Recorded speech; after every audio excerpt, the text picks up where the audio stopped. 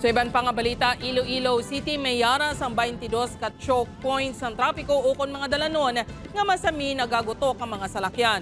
3 sa mga ini ginatunan para masolusyonan ang problema sa trapiko. Si Zen Kilantang Sasa nakatutok live sa Barangay Tagbak, Haro, Iloilo City. Zen?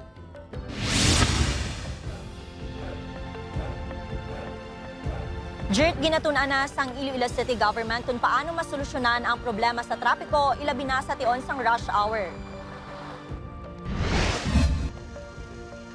Bumper to bumper ang mga salakyan diri sa Tagbak, Haro, alas 9 kainang sang aga. Bangod sini, tuman kahinay sang dalagan sang trapiko. Isa ang Tagbak sa 3 ka traffic choke points sa syudad, ang ginatutukan subong sang Iloilo City LGU bangod sang problema sa trapiko. Kung mga amo ni oras, siguro traffic lang gid ang kagutukan lang.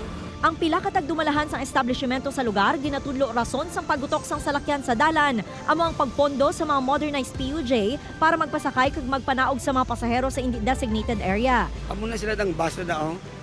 Diya na sila panaog. Diya na sila ga-parking mo na parkingan.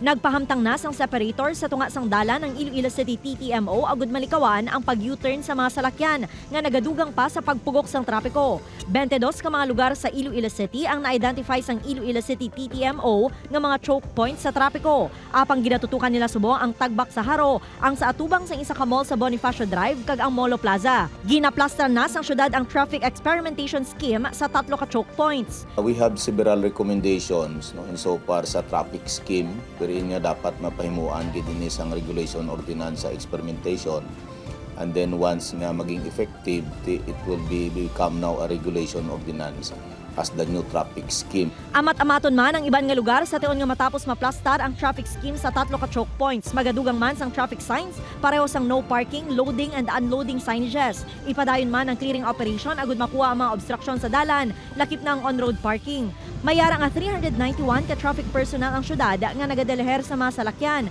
agud mapahagan-hagan ang traffic situation sa syudad. Jert, suno pa sa Iloilo City TTMO nagadugang sa kagutok sang trapiko ang mga aksidente sa dalan. Gani nagko-coordinate na sila sa Iloilo City Police Office agud gilayon nga maaksyonan ang mga vehicular accidents. Jert? Madamo nga salamat sa update, Kapuso Zen Kilantang Sasa.